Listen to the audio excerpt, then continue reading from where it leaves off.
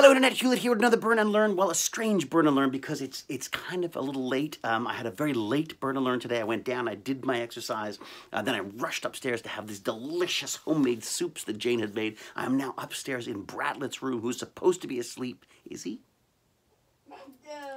I'm guessing not, and that he's shining black lights at me right now. I'm camping out in his room beside Casper's lizard enclosure.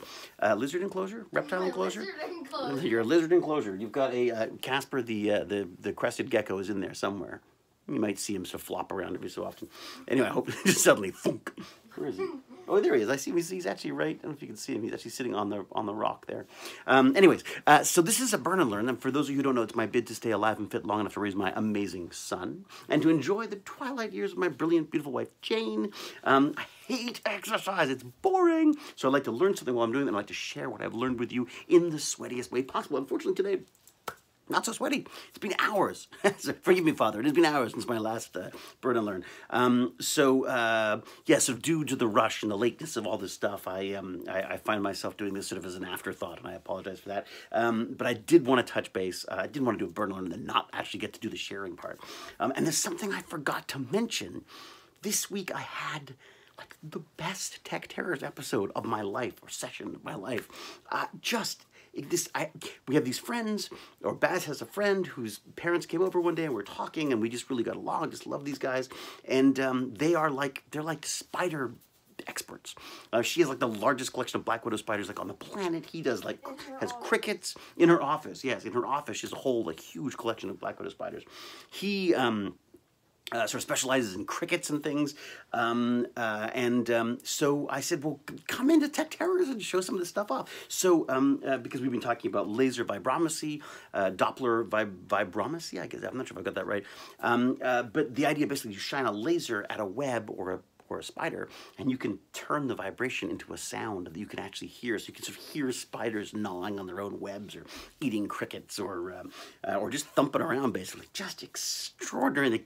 I loved it. The kids loved it. The faculty was terrified because we had 4 live black widow spiders in open plastic boxes, and we were firing lasers at it. It was just, oh God, it was magic. Absolutely magic. I loved it. The best compliment I got was a kid came up to me and said, "Can I have a play date? Can I come to your house for a play date?"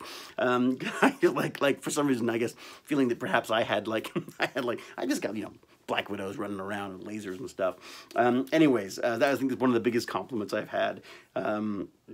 So it sort of really got to me. It was like a once in a lifetime experience. It's fantastic. Of course, I now want to do it again. In fact, I want to start finding spiders and seeing if I can build little places for them to build their webs, and maybe put some LEDs or something so we can project them onto the shadows on the wall or something. Just there's lots of fun stuff you can be doing, and I've always had a real sort of phobia of spiders. And I mean, I understand their position in the ecosystem and how important they are. I love what they do, and I love the idea of spiders, but I had real problems with them. Looking at these beautiful, beautiful creatures, these black widows. If someone said, design me the most dangerous looking deadly spider in the world, that's what you'd make. It's a sort of gunmetal black, the red.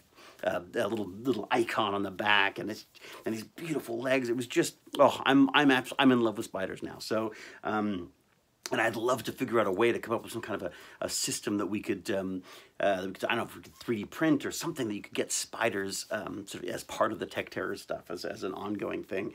Maybe not black widows, probably not the best best way to go. But boy, it was fun. We had 4 of us and a line to stop the kids from getting across, so there's no one's going to get hurt or anything. But just amazing, and these things were just remarkable, and hearing them thumping around is just fantastic. Anyways, the learn part of my Burn and Learn, I should mention, is this surveillance capitalism. There's just a couple things I'll touch on because I know I keep going on about this, but the one they've been talking about recently is that she's really started beating up Google right now, which I'm curious to hear about because I am a big Google fan. I like the company. I like what they're doing. I've always been rather sort of fascinated and taken with the idea of Google and the guys who created it. And but she does not sound like she's a fan, certainly in relation to this surveillance capitalism thing, which she basically says they've invented.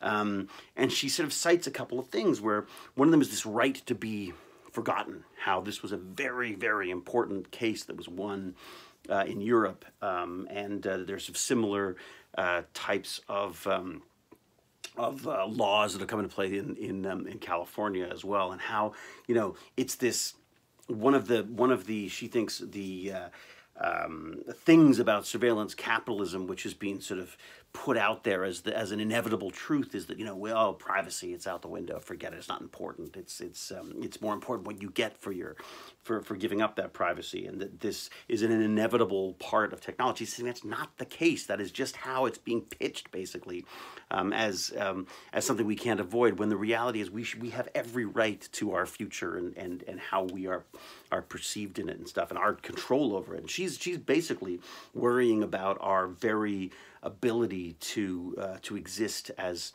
free spirits, free will, for like free will in the future, basically. So a bit late, probably not explaining this well, but just an extraordinary book and an extraordinary week, and I feel very, very lucky. And one of the things we did tonight was we watched an old video that Jane and I watched when we first met, which is Eddie Izzard's stand-up comedy, and amazing guy, God, just the funniest stand-up, and it was really nice to have Bradlett, you know, watching it, and I think kind of getting a kick out of himself.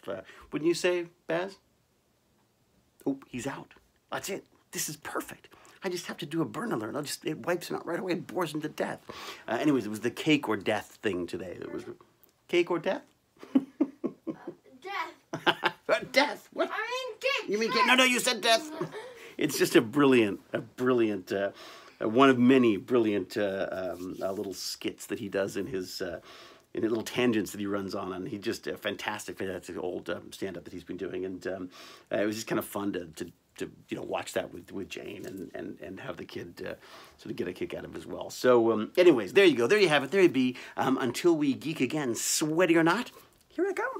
Good night, everybody.